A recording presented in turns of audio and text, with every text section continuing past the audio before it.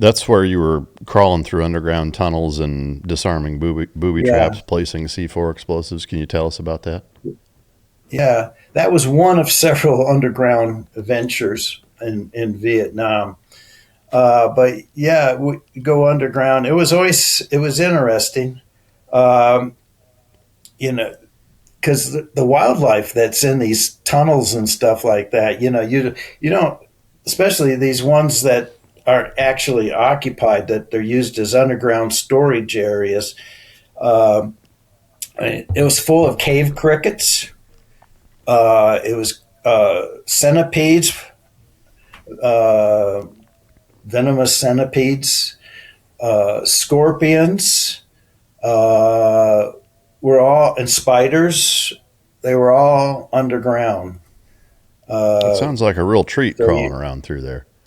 yeah, and bats too. Forgot about bats. I was in one, and all of a sudden I hear this noise in this tunnel, and my heart just thumps, and this whole flight of bats just flew over the top of my head because I didn't know what was coming. That was something. What are you doing to kind of mitigate or prepare yourself to cover up and keep from getting stung or bit or whatever? Were you stung and bit, and how big are the tunnels diameter wise? They're really well normal. The tunnels are, the Vietnamese people are small. The ground in Vietnam is interesting. It's a tropical soil. It's called laterite. And laterite is is kind of like a clay that is almost in the form of a rock. And this is what they dug their tunnels in, this laterite. And the amazing thing about laterite is that it can compress. So if a bomb lands near a tunnel, the shock wave, the ground shock wave and stuff, because of the compression of the material laterite, it doesn't necessarily cave in the tunnel. The tunnel, because it's kind of there's elasticity to it. So Wow. you can't just be destroying these tunnels by bombing them. Uh, but it's great carving. You don't have to use. You can carve the tunnels by hand, and that's what the Vietnamese would do. And of course, they've been doing that. They probably started tunnels during World War II when the Japanese occupied French Indochina. So they have been building these tunnels for a long time, and yeah, so tunnels are have a curved shape, and they have a drainage system, for water. But then the storage areas are, they're bigger. They're carved out and stuff. I had one tunnel that we went into that was full of medical supplies. It had bicycles in it, and it had cans of petroleum, gasoline stored in the tunnel that we blew up. Wow. Was there anything that surprised you finding in some of those tunnels? Just the bats, Yeah. just the bats. With the bats, the crickets, the spiders, the scorpions, did you get bit or stung by any of that stuff? No, the strangest thing, or the crickets, you just crush the crickets. You just because they're all over the place, jumping on you and stuff like that, and you crush. But the centipedes would hang upside down on the ceiling, and by shining your flashlight on them, they would move away from you. So I could actually clear my way in using the flashlight, and so I never got bit, stung. Snakes. I only saw one snake in Vietnam, and that was a bamboo viper. But yeah, Wow. not too much Sounds wildlife. like Some deer. that's surprising. It sounds like a Vietnam haunted house almost. Man, that's dicey. Um, With the crawling through all these underground tunnels, there were booby traps that you had to disarm, and you're placing C4 explosives. Is that correct? Yep, that's true. And how Like that how one long was that the one operation? that had the one that had the bicycles and fuel and medical supplies. A infantry lieutenant attempted to go into that tunnel prior to us getting there, and they opened it up. Then he went in, and what he was trying to he was after an SKS rifle, assault rifle. Anyway, it was booby trapped, and it was a stick grenade that was there. And when he went in, the stick grenade went off, but they had knocked a bunch of dirt in, so he was physically blown out of that tunnel. And they had to medevac. I knew that they had to medevac him out, and that's once he got blown out of the tunnel, that was it. So they called us to come in there and do Wow. it. And how long did that whole process take? Two The days. warehouse hill, 2 days. We spent Um, the night there. did you encounter Now anybody in any of those tunnels, or were they all empty in terms of people? they were all empty. We Yeah. never got to crawl in a tunnel that was occupied. Most of the time, the tunnels we were called in on were the ones that had ammunition in it, stuff being Yeah. stored, and we called in You, to destroy it. and you said you spent the night? Yeah, we spent the night there. Now, I was with my lieutenant. He did get bit by a spider that night in his hand uh, during the night, but I never got And bit. so I when you say never even spent the got night, leeches on me. oh, wow. Um, in terms of spending the night, like you guys slept inside that tunnel? No, we slept on the ground. What we would do is that we would set up we would, when we're with the infantry and we would stay on an area and spend the night there. A lot of times we would set up a poncho. We would wait till it gets dark, and then we would set up a poncho low to the ground, and then we would sleep. We had a poncho liner, and we would sleep there on the ground. And of Like course, it not in rained a that hammock, night. actually on the ground? On the ground, we slept on the ground. Wow. Wow. That then when I Did you did not jungle have training hammocks? in Panama, we slept in hammocks. Yeah. I mean, we did a survival course in the Philippines, and I can't imagine not using a hammock. There's no way I would want to sleep on the ground in that environment. Oh yeah, this one time I was sleeping on the ground, had a poncho underneath me, and I heard all this crunching noise and stuff like that. It was termites. Man. Yeah, we slept in Vietnam. We slept on the ground, and we slept Wow. low too. Yeah. Yeah. We wouldn't want to Um, be up high. yeah. Any other operations that you went on as an EOD guy in that deployment to Vietnam that are worth sharing? I mean, they're all worth sharing, but ones that you want to share. Yeah. Well, let's see. It was some good ones. Some of them are funny. Some of the incidents that we would get called on. Uh, we got called on like for different all kinds of stuff. We had this call was a mortar stuck in a tube, 81 millimeter mortar stuck in a tube.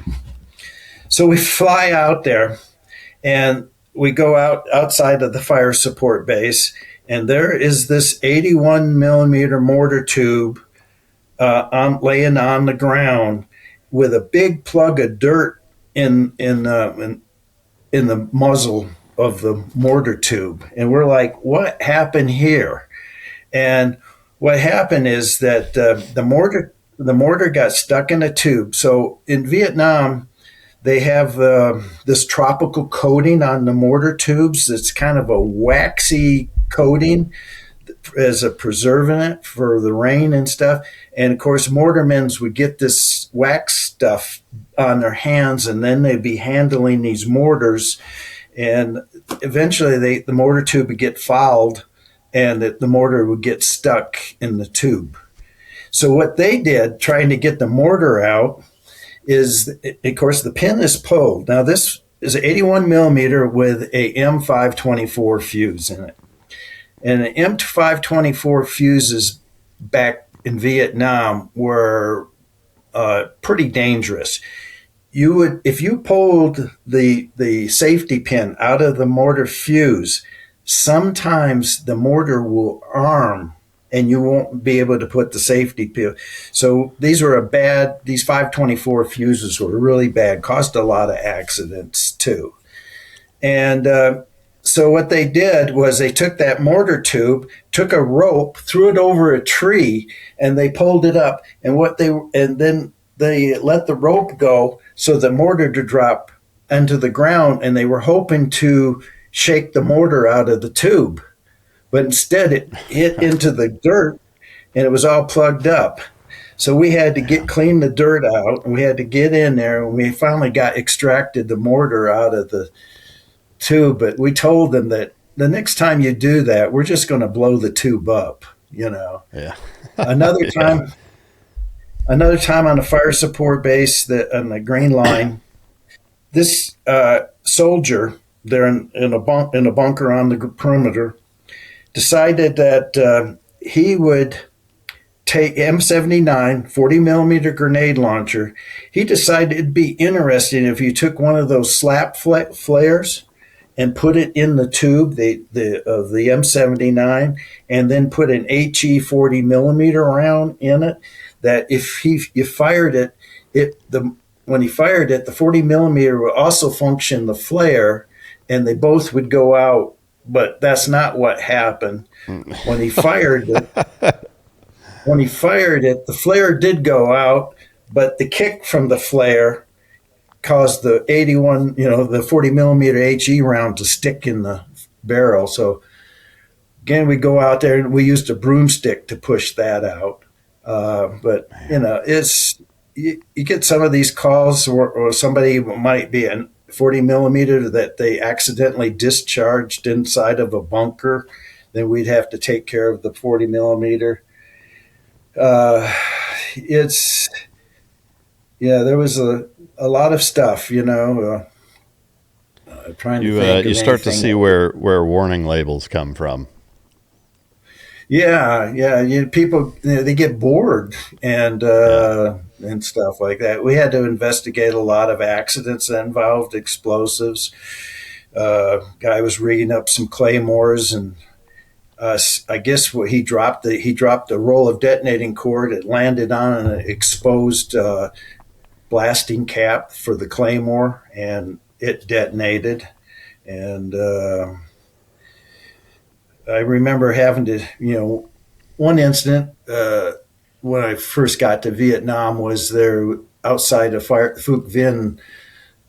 There was a patrol got ambushed by the North Vietnamese, and so there was a lot of dead bodies there, and we had to go in there and remove all of the explosives, hand grenades and everything off the enemy soldiers that were killed in the ambush. And that experience is, I remember that's my first time I had to do anything like that. I remember this one soldier, Vietnamese soldier that was killed, enemy soldier. He didn't have any shirt on, and he had M16 bullet hole in his side and a little drop of blood, and that was it. He was dead, but just with the bullet hole, small bullet hole. There wasn't no exit wound or anything. And I really didn't believe that he was dead. I thought, but anyway, he was dead. But yeah, doing Wow. that kind of stuff. Did that impact you mentally, having to sift through such a chaotic and just kind of mind Yeah, numbing now scene? I can tell you, EOD school didn't prepare you for that. There's a lot of things, that they give you the basics, but in real war, real combat, uh, nothing can prepare you other than the real experience of doing that. Yeah. So with that, I'm curious. From the time that you showed up until the time that you left. You had this curiosity that drove you to want to go there. What was your kind of impression upon getting there? And by the time you left, did it change at all in terms of why we were there, we should be there, we shouldn't, it's worth it, etc.? Well, what I saw in Vietnam was, in the countryside, these people just are trying to exist, subsistence. They're farming their rice. They got their water buffalo out there. They're just trying to make a living and survive. They're not interested in the politics, what's going on. The most of that stuff affected the people that lived in the larger cities of what was going on. But people in the countryside, they were just trying to get by. And, my perspective today, and I'm writing this in the book, my reflections of Vietnam. I just wrote a couple days ago, I finished my reflections. Vietnam, Vietnam should never have happened. It shouldn't have went that way. During World War II, French Indochina, French colony, Vietnam, Cambodia, Laos were part of French Indochina. And the French were exploiting rubber, had rubber plantations, mineral wealth, all that kind of stuff. So it was a colonial state. And during World War II, the Japanese occupied French Indochina for the mineral wealth and for the rubber plantations, And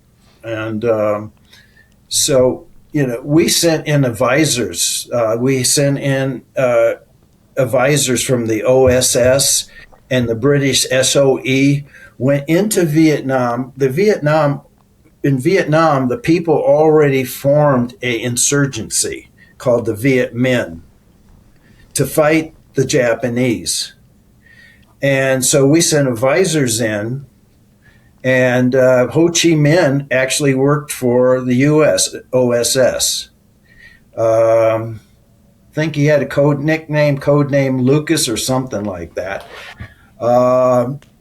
And so he worked for us. So after World War II ended, and the British were in charge of the defeat of the surrender in French Indochina, but it was agreed upon by President Truman and the Prime Minister after Churchill. Churchill had already left office, that the French would recolonize French Indochina.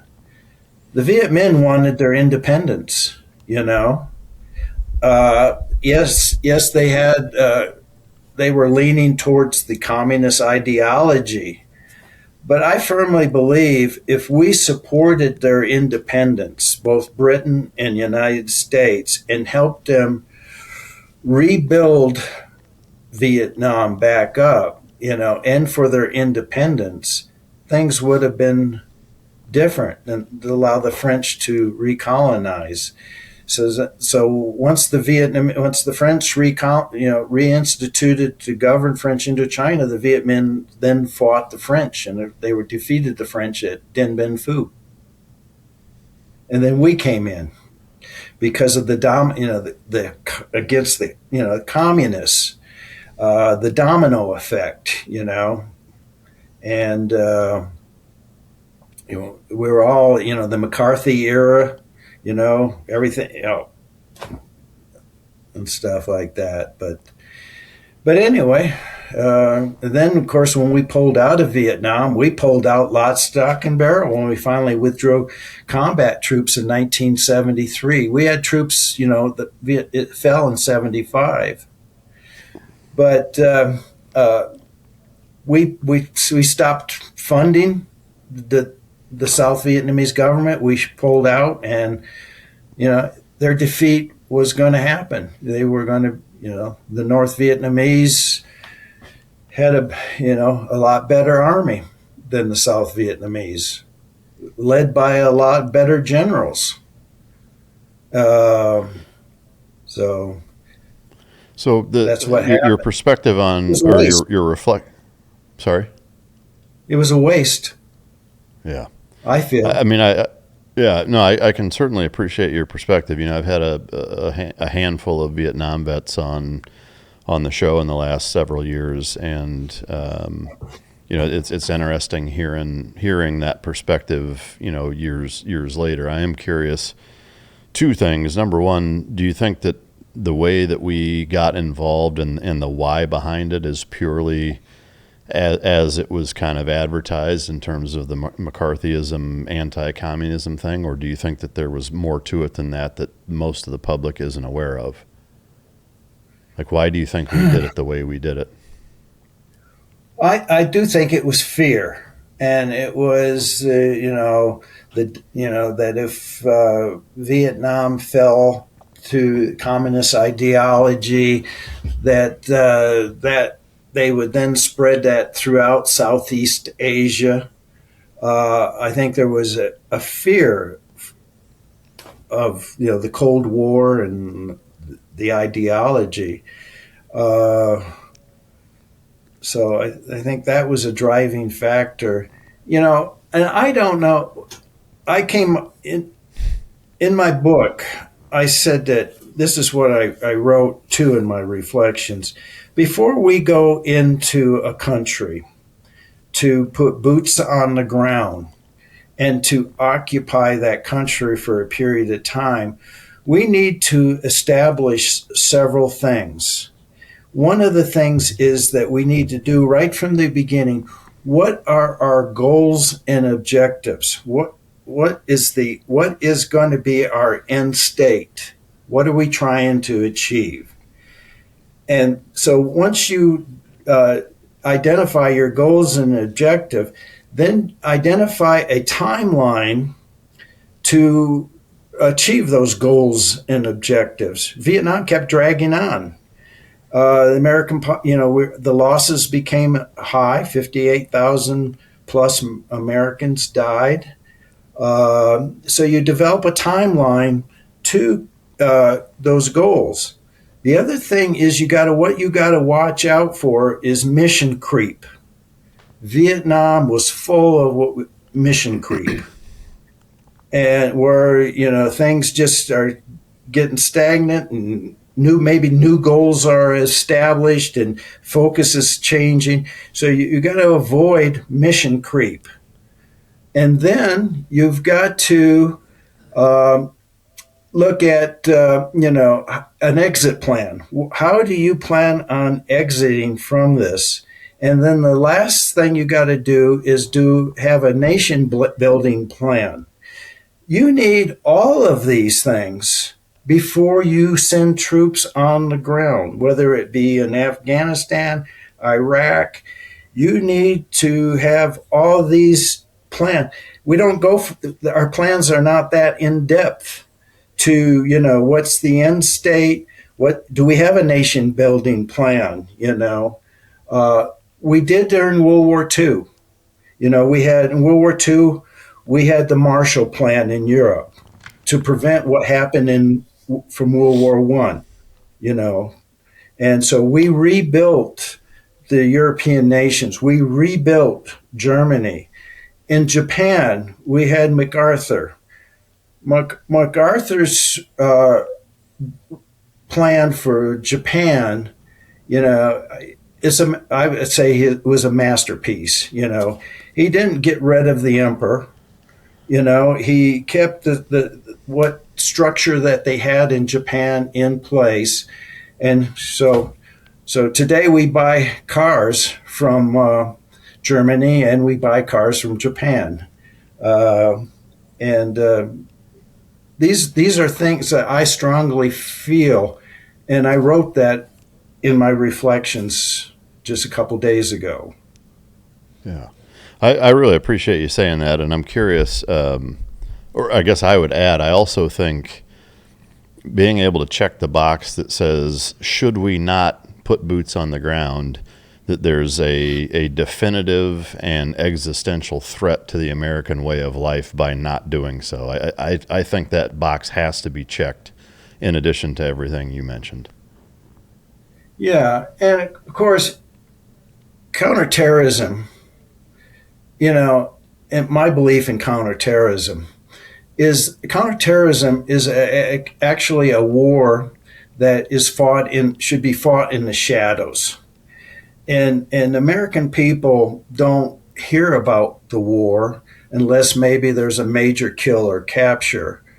But the biggest thing is in counterterrorism is to also go after the funding. First of all, terrorist organizations have to have money to operate. They have to have funding, and you go after the money, how they're funded. Then you go after their recruiting strategy, with psychological warfare, to counter their strategy in recruiting, by doing different things. We actually, help the terrorist organizations to recruit by putting boots on the ground, say in a Muslim country. They feel that that's a violation because it's a Muslim country. Accidentally killing in war, killing innocent people. You send a drone in and you kill this car that you think that's full. You destroy this car that's full of insurgents. Turns out it's a family. All these atrocities that happen just to the chaos of war, that helps the other side recruiting, and economics helps the other side recruiting too. When you have a large population that is unemployed, and and then this terrorist organization is offering employment money to the terrorists. Those things like you got to rebuild their economy. You got a country that's one of their main is poppies. Growing poppies and stuff like that. You just got to, in which both terrorists use the poppies and the heroin and the criminals use all that stuff. It's complicated, but I think you go after the money and the ideology, and then if there's you go after the terrorist camps and stuff like that. You just do hit and run operations. You don't have to put Yeah, boots on the ground. yeah. No, those are all great points, and I couldn't agree more.